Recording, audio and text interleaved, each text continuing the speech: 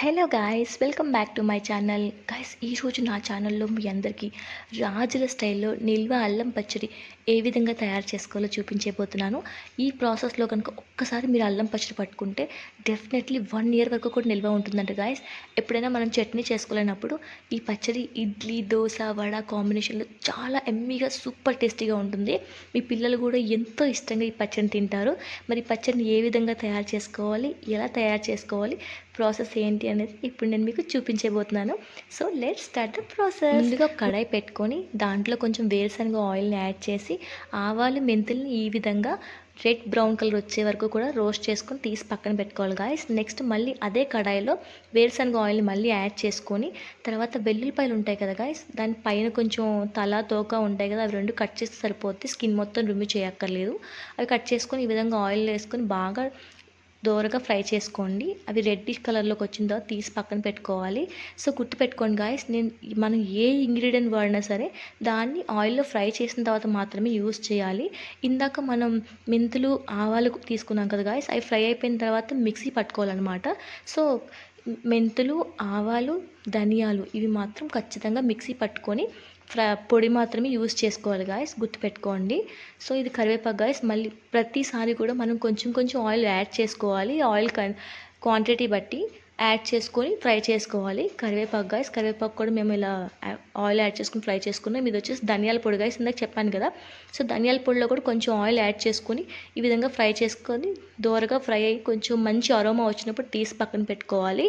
Next ఆవాలు, మెంతులు ఈ విధంగా పొడి చేసుకుని పక్కన పెట్టుకోవాలి గాయస్. నెక్స్ట్ అదే ఆయిల్లో కారం యాడ్ చేసుకుందాం. కారాన్ని ఎక్కువ ఫ్రై చేయకూడదు గాయస్, జస్ట్ దింపేసే ముందు కారం వేసుకుని వేగించుకుంటే సరిపోద్దంట, లేకపోతే చేదు వచ్చేస్తుందంట.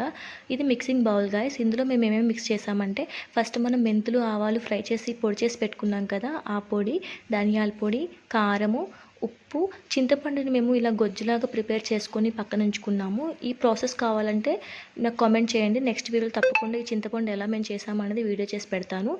ఇందులో ఇంకా సాల్ట్, కారం మీ స్పైసీనెస్కి తగ్గట్టు యాడ్ చేసుకోండి. ఇవన్నీ కూడా బాగా కలిసేలా మిక్స్ చేసుకోవాలి. ప్రతిదీ కూడా ఎక్కడ కూడా పలుకు లేకుండా అంతా బాగా మిక్స్ అయ్యేలాగా కలుపుకోండి. నెక్స్ట్ ప్రాసెస్ బెల్లం గాయస్.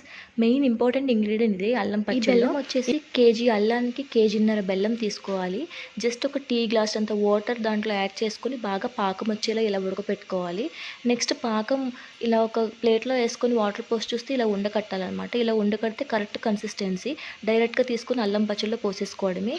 చూడండి గాయస్, బెల్లం పాకాన్ని ఈ విధంగా అల్లం పచ్చడిలో పోసుకొని బాగా మిక్స్ చేసుకోవాలి. చూడండి ఈ విధంగా మిక్స్ చేసుకోవాలి కలిసేలాగా. వదిలేస్తే మళ్ళీ ఉండలు కట్టేస్తుందంట. సో అందుకే వెంటనే కూడా కలుపుతూనే ఉండాలి పాకం పోసిన తర్వాత. ఈ విధంగా బాగా మిక్స్ చేసుకోవాలి. సో దీని యొక్క ఇంగ్రీడియంట్స్ ఏంటి అని మీకు చెప్తానని చెప్పాను కదా గాయస్. ఫస్ట్ మనం ఆవాలు, మెంతులు తీసుకున్నాం కదా, ఆవాలు, మెంతులు ఈక్వల్ క్వాంటిటీలు తీసుకోవాలి. మనం తీసుకునే క్వాంటిటీ బట్టి. మేమైతే ఒక చిన్న గ్లాసు ఆవాలు, చిన్న గ్లాసు మెంతులు తీసుకున్నాము. దాన్ని ఆయిల్లో బాగా ఫ్రై చేసుకున్నాము. నెక్స్ట్ కేజీన్నర అల్లానికి కేజీన్నర చింతపండు కూడా కేజీయే తీసుకోవాలి. క్వాంటిటీ వచ్చి ఇప్పుడు కేజీ అల్లం తీసుకుంటే కేజీ చింతపండు తీసుకోవాలి. బెల్లం మాత్రం కేజీ అల్లానికి కేజీన్నర బెల్లం తీసుకోవాలి. మీరు ఇంకా స్వీట్ ఎక్కువ తినే వాళ్ళైతే 2 కేజీలు కూడా తీసుకోవచ్చు. అది మీ యొక్క ఆప్షన్ అనమాట. సో ధనియాలు కూడా ఒక 100 గ్రాముల వరకు ధనియాలు తీసుకొని దాన్ని పొడి చేసుకొని పెట్టుకోండి. పొడి చేసుకున్న తర్వాత దాన్ని ఆయిల్లో ఫ్రై చేసుకోవాలి. సో మరి నెక్స్ట్ మెయిన్ ఇంగ్రీడియంట్ వచ్చేసి అల్లం గాయస్. అల్లాన్ని ఈ విధంగా ఒకసారి బాగా అల్లాన్ని కడుక్కొని పైన తొక్క లేకుండా చెక్కేసుకొని నీట్గా ఒక అరగంట పాటు ఎండలో ఆరబెట్టుకొని తర్వాత ముక్కలు కోసుకొని ఈ విధంగా మిక్సీ పట్టుకోవాలన్నమాట. మిక్సీ పట్టినప్పుడు బాగా గుర్తుపెట్టుకోండి, వాటర్ అనేది అస్సలు యాడ్ చేయకూడదు. ఈ పచ్చళ్ళలో వాటర్ అనేది యాడ్ చేస్తే పాడైపోయే ఛాన్సెస్ ఉన్నాయి కాబట్టి వాటర్ యాడ్ చేయకుండా ఈ విధంగా మెత్తగా మిక్సీ పట్టుకొని ఆయిల్లో బాగా ఫ్రై చేసుకోవాలి అల్లాన్ని. అల్లం కలర్ మారే వరకు బాగా ఫ్రై చేసుకొని నెక్స్ట్ మనం పాకం పోసిన ఈ పచ్చళ్ళలో అల్లం డైరెక్ట్గా ఇలా వేసేసుకోవాలి గాయస్. ఫ్రై చేసుకున్నాక అల్లం అనేది కొంచెం ఇలా కలర్ మారుతుంది. సో ఇలా వేసేసుకుని బాగా మిక్స్ చేసుకోవాలి. ఈ విధంగా కనుక మీరు అల్లం పచ్చడి పట్టుకున్నారంటే ఖచ్చితంగా మీకు 1 ఇయర్ వరకు నిల్వ ఉండే ఛాన్సెస్ ఉంటుంది. సో ఈ వీడియోలో మరి మీకు ఇంకేదైనా డౌట్ ఉంటే దయచేసి నేను కామెంట్ సెక్షన్లో అడగండి. తప్పకుండా నేను మీకు మళ్ళీ మరొకసారి క్లారిటీగా చెప్తాను. సో ఇది గాయస్, ఈరోజు మా ఈ అల్లం పచ్చడి ప్రాసెస్ చూడండి. చూస్తుంటేనే నోరు ఊరిపోతుంది కదా. కలుపుతూ ఉంటే నాకైతే నోట్లో నీళ్ళు అలా ఊరిపోతున్నాయి. సో చూడటానికి చాలా బాగుంది. ఈ అల్లం పచ్చడి మా అబ్బాయికి చాలా ఇష్టం గాయ్స్. వాడి పట్టుదల మీద మా నాన్నమ్మ ఇంటికి వచ్చారు. ఇంటికి వచ్చి వాడి కోసం ప్రత్యేకంగా ఈ అల్లం పచ్చడి పట్టడం అయితే జరిగింది. సో మరి ఈ అల్లం పచ్చడి ప్రాసెస్ వీడియో మీకు ఎలా చేసేయండి. అలాగే ఎంతో కష్టపడి చేశాం గాయ్స్. వెళ్తూ ఒక లైక్ వేసుకొని వెళ్ళండి. మరి ఇలాంటి ఇంట్రెస్టింగ్ వీడియోస్ కోసం నా ఛానల్ని తప్పకుండా సబ్స్క్రైబ్ చేయండి. కొత్తగా ఛానల్ స్టార్ట్ చేశాను కాబట్టి మీ యొక్క దీవెనలతో నన్నైతే ఎంకరేజ్ చేయండి గాయస్. మరి రాజుల వంటకాల్లో మీకే వంటకం అంటే ఇష్టమో నాకు కామెంట్ చేయండి. తప్పకుండా నెక్స్ట్ టైం మీకోసం ఆ వంటకం చేయించి వీడియో చేసి పెడతాను. సో మరి ఎలా అనిపించింది గాయస్ మా ఈ అల్లం పచ్చడి?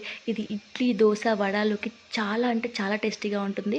అలాగే ఎప్పుడైనా చట్నీ లేనప్పుడు అల్లం పచ్చడి తింటే చాలా టేస్టీగా అనిపిస్తుంది. నెక్స్ట్ ఇంకో విషయం ఏంటంటే గాయస్, పిల్లలకి వేడి చేస్తుంది అల్లం పచ్చడి అని అనుకుంటే కనుక కొంచెం లైట్గా పెరుగు తీసుకొని ఆ పెరుగులో ఈ అల్లం పచ్చడి బాగా మిక్స్ చేస్తే మనం హోటల్లో తినే చట్నీ టైప్లో రెడీ అవుతుంది. అలా కూడా మీరు ఈ అల్లం పచ్చడిని ఆస్వాదించవచ్చు గాయస్. సో మరి మా ఈ అల్లం పచ్చడి మీకు ఎలా అనిపించింది? తప్పకుండా వెళ్తూ ఒక్క కామెంట్ చేయండి, లైక్ చేయండి.